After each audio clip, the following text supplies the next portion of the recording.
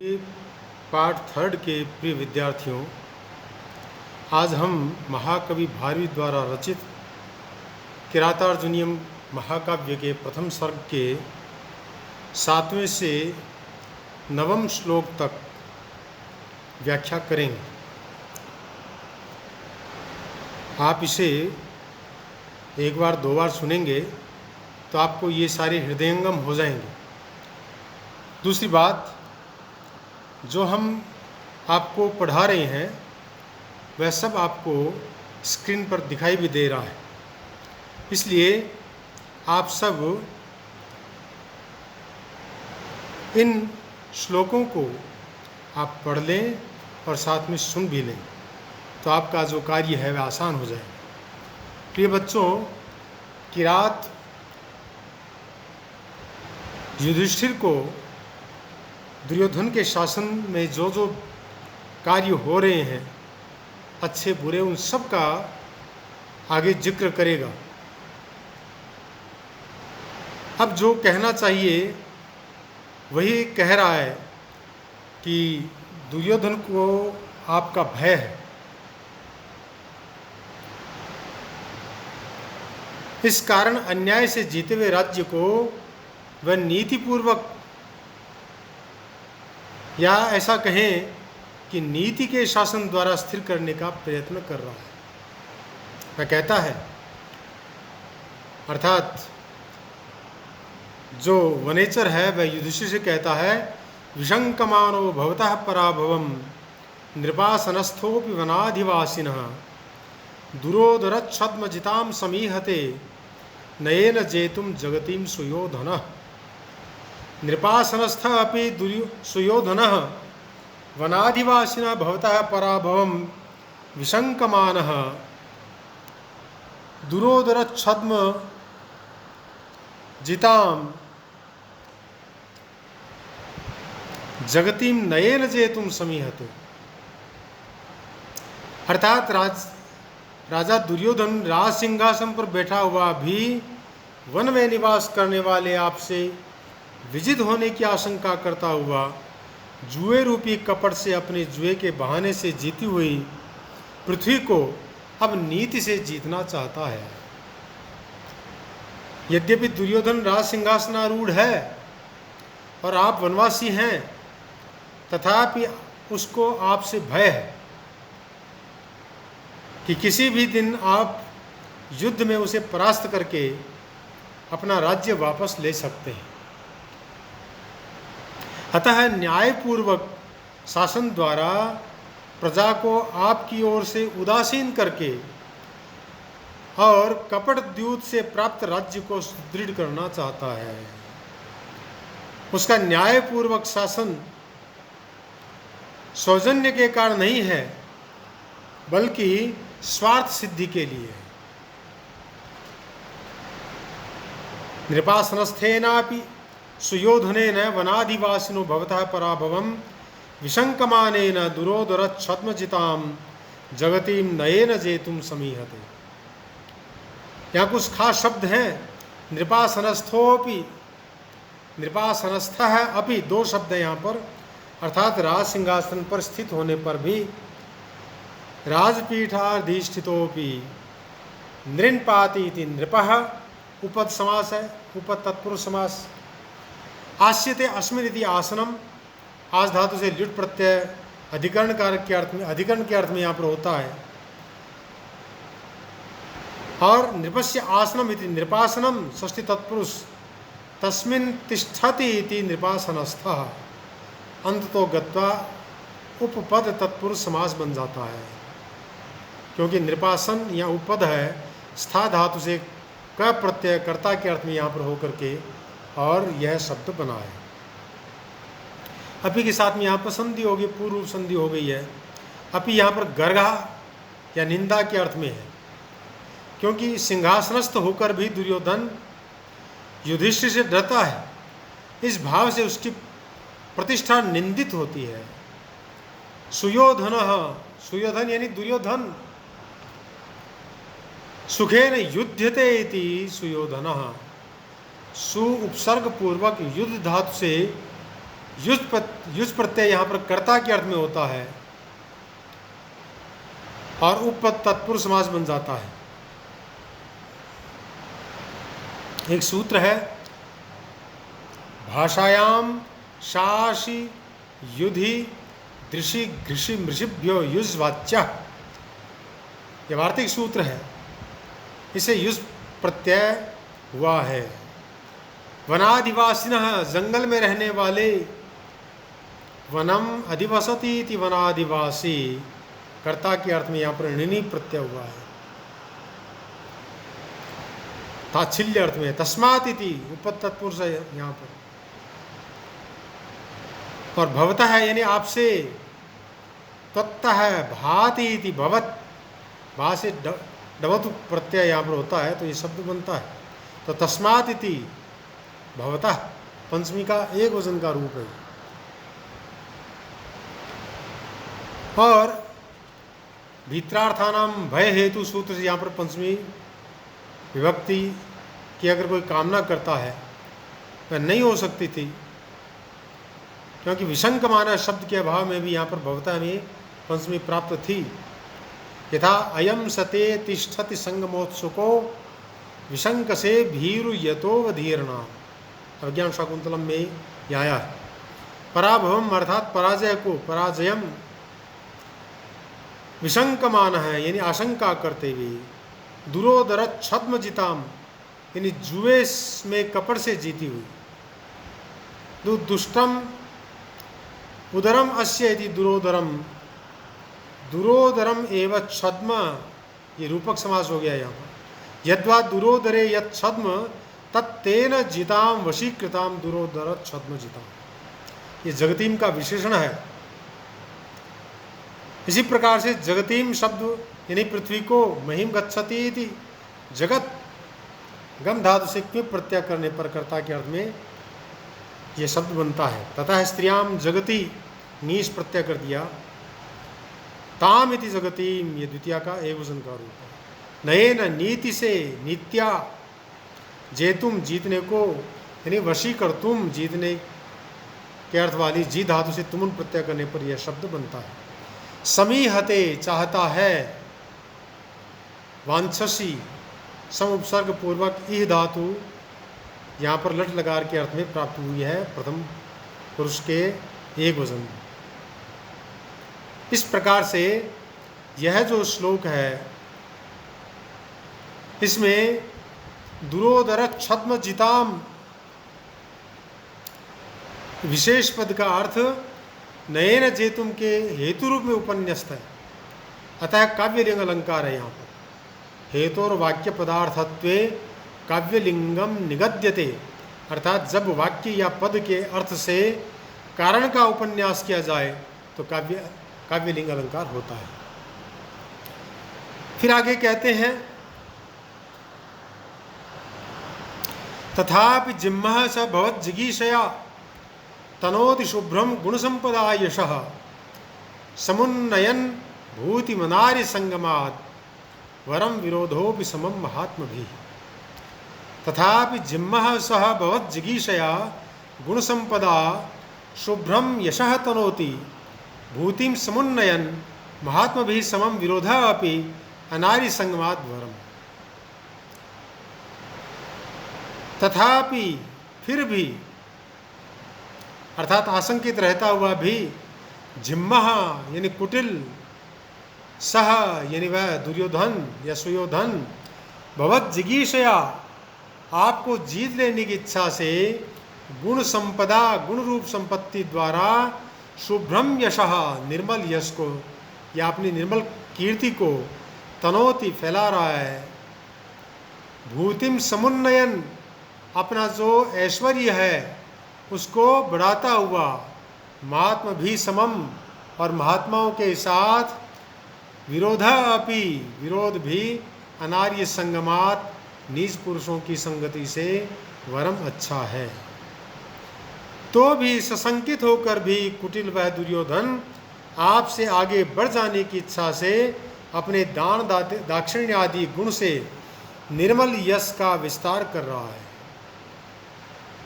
ऐश्वर्य को बढ़ाते हुए मनुष्य के लिए नीचों के संग की अपेक्षा महात्माओं के साथ विरोध करना भी अच्छा होता है।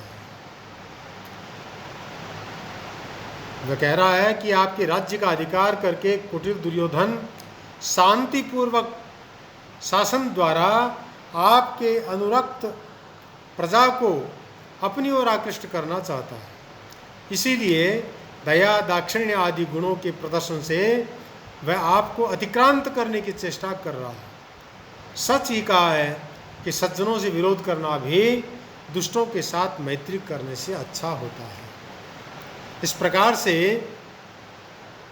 वह महाराज युधिष्ठिर को दुर्योधन के विषय में, उसके शासन के विषय में बता रहा है। यहाँ कुछ खास शब्द आए हैं, तथापि यानी फिर भी, यहाँ पर तद से थाल प्रत्यय हुआ है, प्रकार वचने थाल सूत्र से। इसका अर्थ मल्लीनाथ ने सशंकोपि किया है, किंतु कोरा भयभीत मनुष्य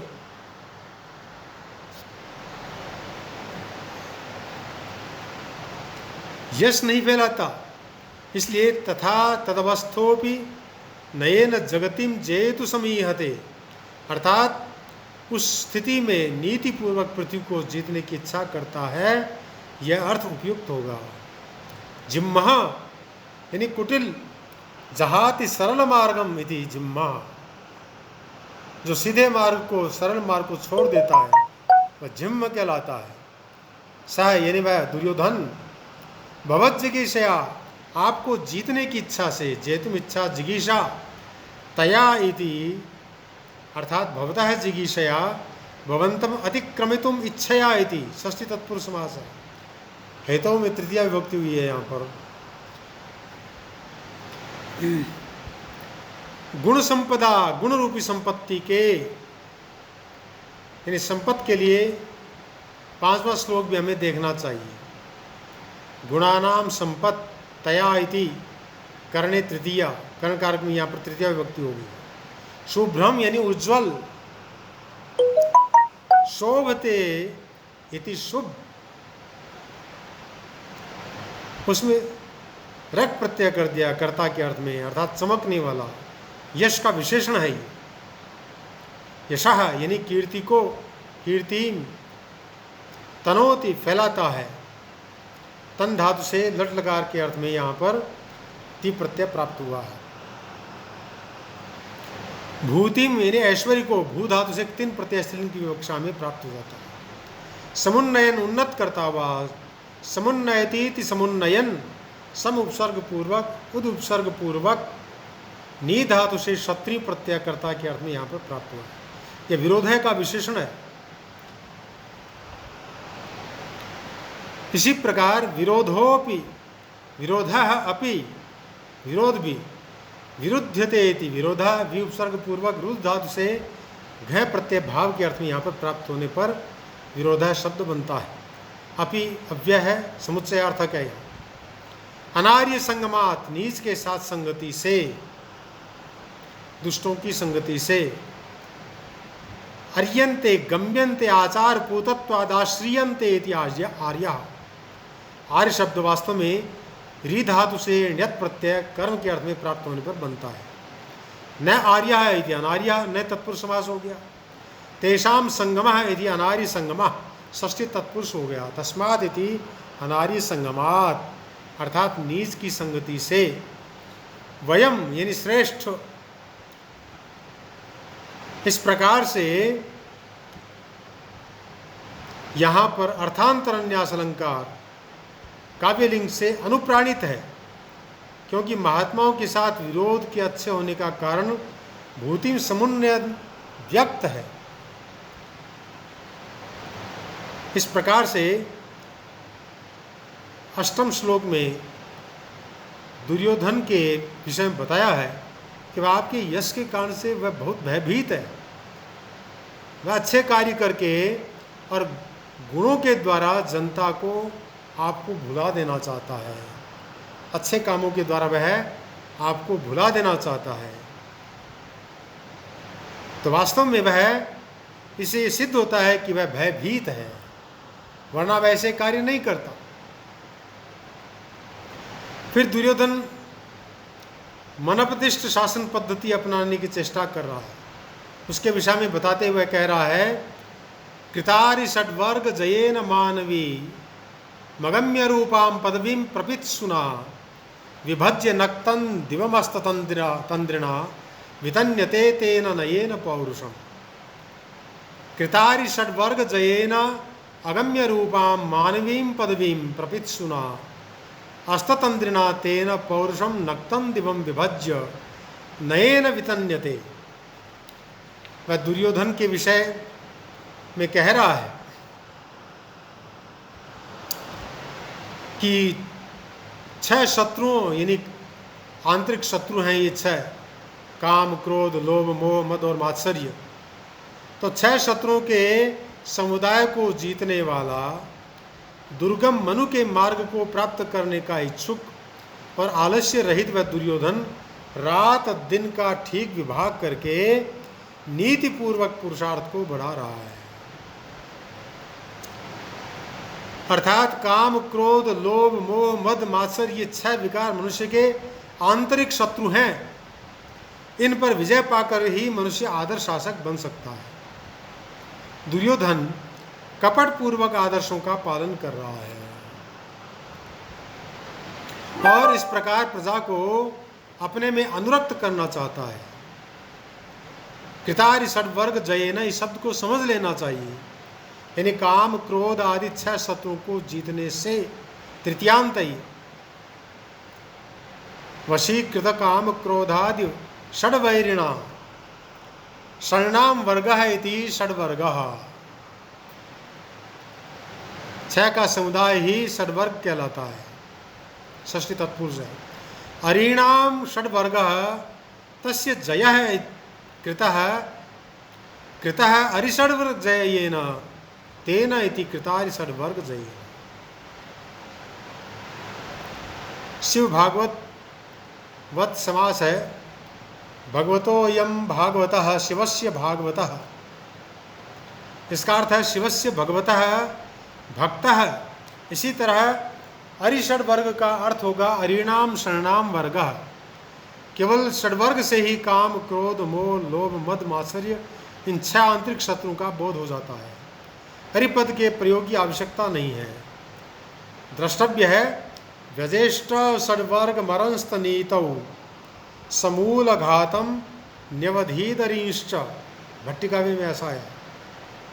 मानवी यानी मनु के द्वारा उपदिष्ट, मनु पृथ्वी पर सर्वप्रथम राजा हुए, तो मनुपदिष्टाम मनोरियम मानवी ताम मानवीम। मनु से अण प्रत्यय करने पर तथा स्त्रीलिंग की विवक्षा में उसको नी प्रत्यय करने पर मानवी शब्द बनता है। उसका द्वितीय का एक वचन का रूप मानवीम ऐसा बनता है। अगम्य रूपाम यानी अविज्ञेय गंतुम शक्यम इति गम्यम। गम धातु से यद प्रत्यय करने पर गम्य बनता है। कर्म के अर्थ में यद प्रत्यय प्राप्त होता है। न गम्यम इति अगम्यम, न तत्पुरुष समास हो गया।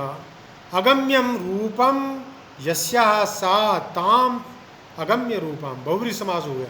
यह पदवीम का विशेषण है। अथवा अतिशयन अगम्या इति ताम,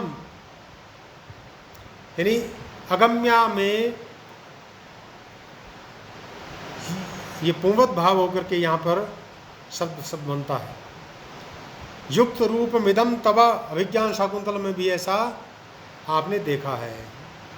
पदवीम यानी राजधर्म पद्धति को, जैसा कि मनुस्मृति के 7वें अध्याय में इस विषय में वर्णन मिलता है, उसे वहाँ पढ़ना चाहिए। प्रपित्सुना यानी पाने के इच्छुक, प्रपत्तुम इच्छुः तेना इति प्राप्त करने का इच्छुक। अस्ततंद्रिणा आलस्य रहित, अस्तातंद्रिः यस्य सह तेन इति अस्ततंद्रिणा बहुव्रीहि समास हो गया। ये दुर्योधन का विशेषण है। नक्तम दिवम विभज्य, दिन और रात का विभाजन करके। नक्तम च दिवा च नक्तम दिवम, द्वंद्व समास है यहाँ पर। यह समासांत अच प्रत्यय हो गया है। चतुर, विचतुर, सचतुर इत्यादि सूत्र के द्वारा यहाँ पर यह प्रत्यय प्राप्त होता है। परवल लिंगम द्वंद्व तत्पुरुषों से यहाँ पर नपुंसक लिंग की प्राप्ति हो गई। विभज्य यानी बांट कर, वी उपसर्ग पूर्वक भस धातु से यहाँ पर त्वा के स्थान पर लेप आदेश हो गया है। नयेन, नय से यानी नीति से, नीत्या, पौरुषम उद्योग को, पुरुषस्य कर्म यदि पौरुषम, पुरुष से अन प्रत्यय करने पर यह पौरुषम शब्द बनता है। तो पौरुषम उक्ते कर्मणि प्रथमा, वितन्यते यानी फैला रहा है, प्रयुज्यते, वी उपसर्ग पूर्वक तन धातु से लट लकार के अर्थ में यहाँ पर ते प्रत्यय की कर्म के अर्थ में प्राप्त की गई है। इस प्रकार से